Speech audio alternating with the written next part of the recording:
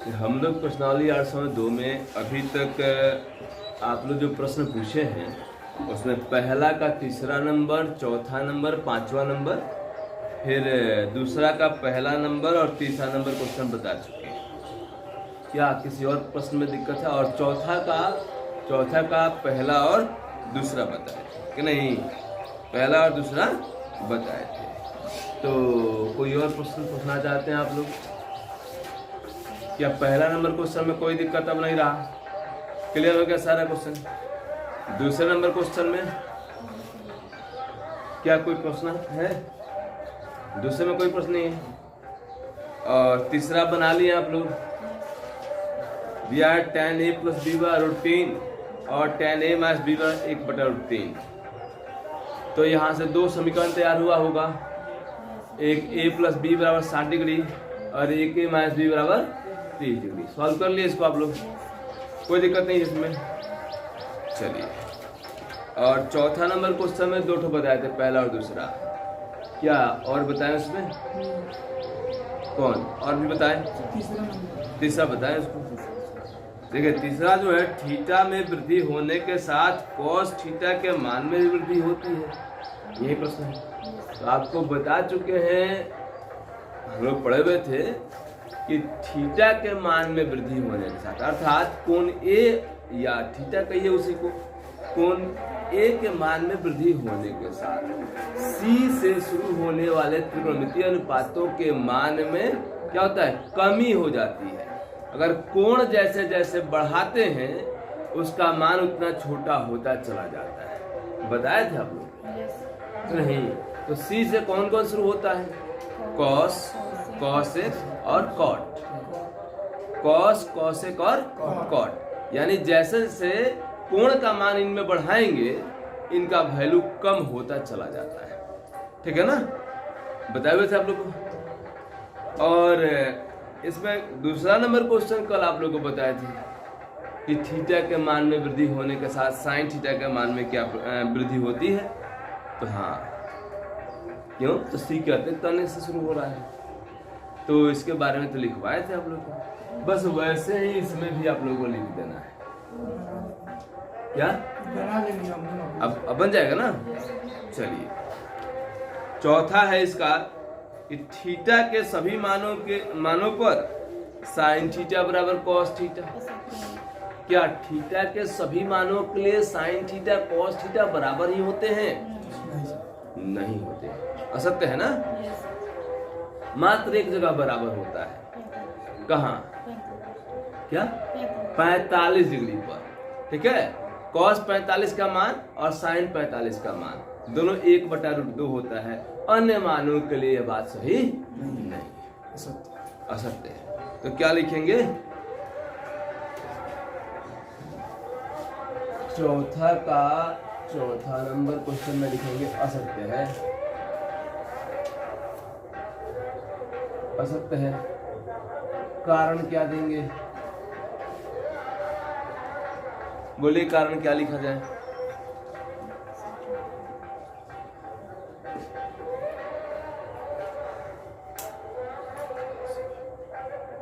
बोलिए।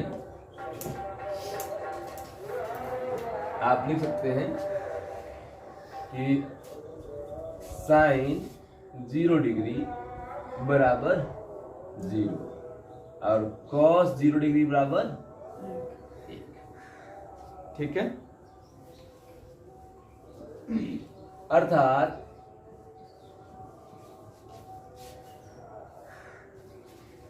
थीटा बराबर 0 डिग्री के लिए,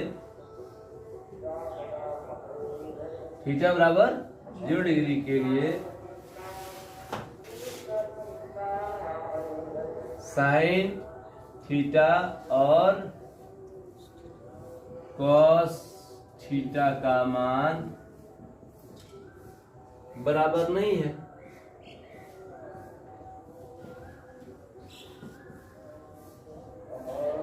अतः थीटा के सभी मानों के लिए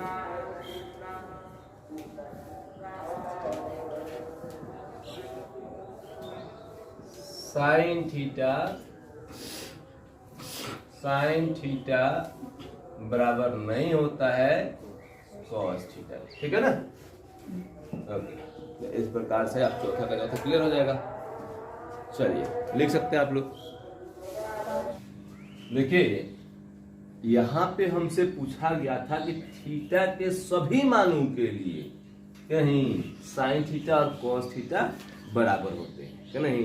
जब ऐसी बातें हो कि सभी मान पर बराबर होते हैं, तो अगर आप एक भी दिखा दिए कि नहीं है, ये फलाना जगह बराबर नहीं है, तो इसका मतलब हो गया कि वह स्टेटमेंट गलत हो गया। ठीक है ना? आपको एक से ज्यादा दिखाने की आवश्यकता नहीं है। तो हम लोग मात्र एक जगह दिखा दिए कि 0 डिग्री पर क्या है, बराबर नहीं है, तो बाकी क्या चर्चा करें। ठीक है? आप अन्य भी दिखा सकते हैं। मैं 0 पे दिखाया, आप 30 पर दिखा दीजिए, 60 पर दिखा दीजिए, 90 पर दिखा दीजिए, आपकी मर्जी। ठीक है ना? ऐसा नहीं है कि बराबर जब नहीं दिखाना होता है तो एक मान पर्याप्त होता है कि एक मान, एक जगह मान कट गया, बात गलत हो गया, इसका मतलब वो गलत है। ठीक है ना? चलिए चौथा का 5वां नंबर क्वेश्चन है, a बराबर 0 डिग्री पर cot a परिभाषित नहीं है कि नहीं। a बराबर 0 डिग्री पर cot a परिभाषित नहीं है। हम आपको बता चुके हैं कि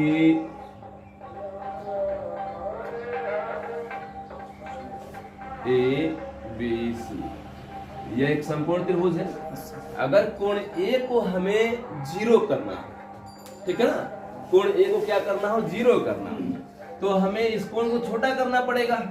और कोण को अगर छोटा कर रहे हैं, कोण को छोटा कर रहे हैं, तो लंब छोटा हो रहा है। कोण को छोटा कर रहे हैं तो लंब क्या हो रहा है, छोटा है। पहले कोण इतना बड़ा था, अब कोण छोटा हो गया कि नहीं। तो छोटा होते ही, यानी कोण के छोटा होते ही लंब छोटा हो गया। ठीक है? और छोटा कर रहे हैं इसको, कोण को छोटा की और, तो लंब और छोटा हो गया, लंब और छोटा हो गया। कर्ण भी छोटा हो रहा है। स्थिर कौन रह रहा है, आधार। आधार में कोई परिवर्तन नहीं हो रहा है, लेकिन छोटा हो रहा है कौन, लंब और कर्ण छोटा होता जा रहा है। जैसे ही यह कोण 0 डिग्री होगा तो कर्ण आके एकदम आधार पर समपाती हो जाएगा। ठीक है? कर्ण और आधार क्या हो जाएंगे, एक दूसरे के समपाती हो जाएंगे। एक दूसरे पर स्थित जब तक होंगे नहीं, 0 डिग्री का कोण बन ही नहीं सकता है। ठीक है ना? तो 0 डिग्री का कोण बनाने के लिए कर्ण और आधार समपाती होंगे, तो अभी 0 डिग्री का कोण बन सकता है। और जब दोनों समपाती हो जाएंगे, यानी कर्ण और आधार दोनों एक पर चले आएंगे, तो लंब आपका क्या हो जाएगा, लंब क्या हो जाएगा, जी। तो कोण A बराबर 0 डिग्री के लिए, ठीक है ना, कोण A बराबर 0 डिग्री। आप क्या देख रहे हैं कि AB बराबर AC के हो गए। AB और AC क्या हो गए, AB और AC बराबर हो गए। और BC क्या हो गया, BC क्या हो गया जी, BC क्या हो गया, 0 हो गया। तो अभी जाके कोण 0 डिग्री का बन सकता है, अन्यथा नहीं बनेगा। और आपसे पूछा गया है कि A बराबर 0 डिग्री पर कॉट परिभाषित नहीं है। तो अब बताइए, तो अगर मैं पूछूं आपसे कॉट A का मान बताइए, कॉट A का मान बताइए क्या होगा। कॉट A बराबर आधार बटा लंब होता है ना। आधार इसका कौन है, एक के लिए कौन आधार है, AB आधार है। और लंब कौन है, लंब इसका BC है। ठीक है? तो आपको AB का मान कुछ हो सकता है, कुछ है यहाँ नहीं, जो स्पष्ट है, मान 10, 20, 50 कुछ भी हो सकता है। लेकिन BC तो स्पष्ट है कि BC क्या हो गया, BC स्पष्ट है कि BC क्या हो गया, 0। और 0 से जब किसी भी संख्या में भाग देते हैं तो क्या होता है, अपरिभाषित होता है। यानी इसे कहते हैं परिभाषित नहीं है। इसे क्या कहते हैं हम लोग, परिभाषित नहीं, परिभाषित नहीं है। और इसीलिए हम लोग, इसी के लिए हम लोग क्या करते हैं, अपरिभाषित शब्द का प्रयोग करते हैं। ठीक है ना, अपरिभाषित शब्द का प्रयोग करते हैं हम लोग। इसी के लिए परिभाषित तो नहीं है के लिए है क्या कहते हैं हम लोग अपरिभाषित करते हैं, ठीक है ना। तो यह तो अपरिभाषित हो गया, यानी परिभाषित नहीं है, तो यह कथन सत्य है। कैसा कथन है यह? सत्य। कारण, कारण क्या लिख देंगे आप लोग? इसको आप लोग कारण, ठीक है।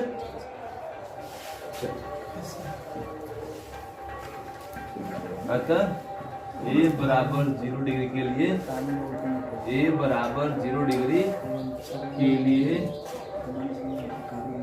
कट एक परिभाषित नहीं है, ठीक, लिख सकते हैं आप इसको। हो गया ना सबका? तो इस प्रकार से प्रश्नावली 8.2 जो है हमारा कंप्लीट होता है, ठीक है ना। अगर इसके अतिरिक्त भी किसी को कोई प्रॉब्लम हो कि नहीं, आप जब इच्छा हो पूछ सकते हैं। अगर मानते हैं आप वीडियो देखते हैं और देखने के बाद भी अगर आपको कोई प्रॉब्लम आता है तो आप कमेंट के माध्यम से कोई प्रश्न पूछ सकते हैं।